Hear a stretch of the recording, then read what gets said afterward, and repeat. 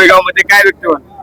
खर तर देशाचे पंतप्रधान आदरणीय नरेंद्र मोदीजी, महाराष्ट्राचे लोकप्रिय असे मुख्यमंत्री आदरणीय देवेंद्रजी आणि संपूर्ण महायुतीचं असणारं सरकार सातत्याने महाराष्ट्रामध्ये सिंचनाचे असणारे प्रकल्प हे पूर्ण व्हावेत, जेणेकरून त्या भागांमध्ये असणारी जी शेती जी आहे ती ओलिताखाली आली पाहिजे, यासाठी विशेष प्रयत्न करतात. कृष्णा खोरे या प्रकल्पाच्या माध्यमातून त्या भागामध्ये मोठ्या प्रमाणामध्ये हे प्रकल्प गेल्या काही वर्षांमध्ये या भागामधील असणारे आमदार आदरणीय महेश दादा हे कृष्णा खोरेचे उपाध्यक्ष म्हणून त्यांनी जेव्हा जबाबदारी स्वीकारली तेव्हा त्यांनी या सर्व गोष्टी लवकरात लवकर कशा पूर्ण यासाठी त्यांचा असणारा पाठपुरावा आणि त्यामुळे या सर्व गोष्टी आज अंतिम टप्प्यात आल्यात. आज त्या कार्यक्रमाचं भूमिपूजन हे आज झालेलं आहे.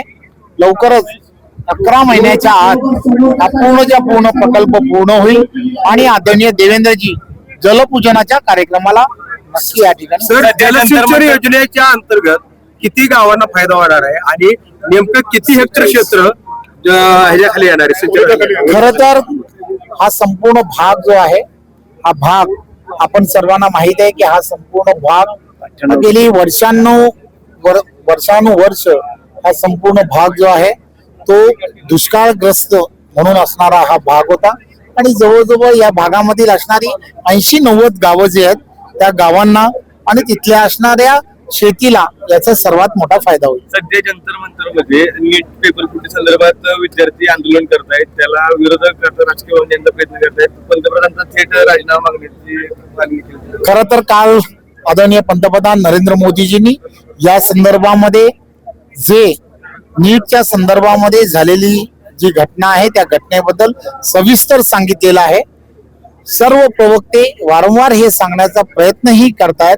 नक्कीच या संदर्भामध्ये आपण पाहाल की या संदर्भात ज्यांनी या संदर्भामध्ये चुकीचं काम केलंय, जवळजवळ 13 जणांना त्या संदर्भात अटक झालेली आहे आणि यानंतर हे प्रकार होऊ नयेत म्हणून एक कायद्यामध्ये जे बदल करायला हवेत ते सोमवारी कॅबिनेटमध्ये त्याची मंजुरी घेऊन होणार.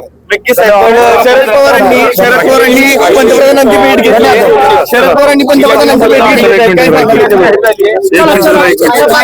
खरं तर देशाचे पंतप्रधान आदरणीय नरेंद्र मोदीजी, महाराष्ट्राचे लोकप्रिय असे मुख्यमंत्री आदरणीय देवेंद्रजी आणि संपूर्ण महायुतीचं असणारं सरकार सातत्याने महाराष्ट्रामध्ये सिंचनाचे असणारे प्रकल्प हे पूर्ण व्हावेत, जेणेकरून त्या भागांमध्ये असणारी जी शेती जी आहे ती ओलिताखाली आली पाहिजे, यासाठी विशेष प्रयत्न करतात.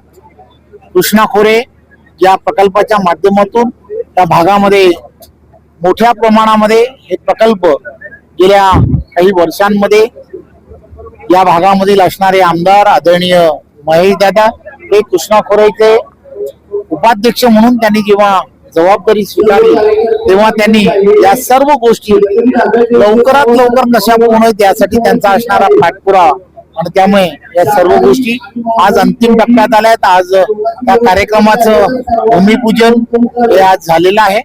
लवकरच 11 महिन्याच्या आत हा पूर्ण प्रकल्प पूर्ण होईल आणि आदरणीय देवेंद्रजी जलपूजनाच्या कार्यक्रमाला नक्की या ठिकाणी. सर, जलसिंचन योजनेच्या अंतर्गत किती गावांना फायदा होणार आहे आणि नेमकं किती हेक्टर क्षेत्र ह्याच्याखाली येणार आहे?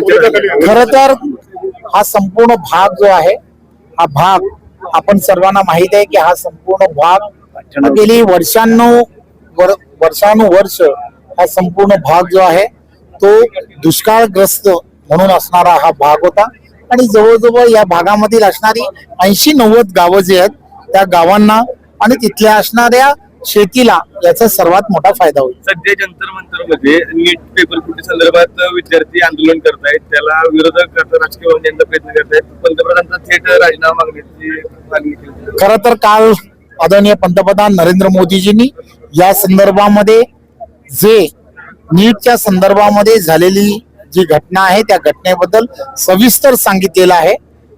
सर्व प्रवक्ते वारंवार हे सांगण्याचा प्रयत्नही करतायत. नक्कीच या संदर्भामध्ये आपण पाहाल की या संदर्भात ज्यांनी या संदर्भामध्ये चुकीचं काम केलंय जवळजवळ 13 जणांना त्या संदर्भात अटक झालेली आहे आणि यानंतर हे प्रकार होऊ नयेत म्हणून एक कायद्यामध्ये जे बदल करायला हवेत ते सोमवारी कॅबिनेटमध्ये त्याची मंजुरी घेऊन होणार. लोकशाही मराठी ऐका, पहा, जागरूक रहा.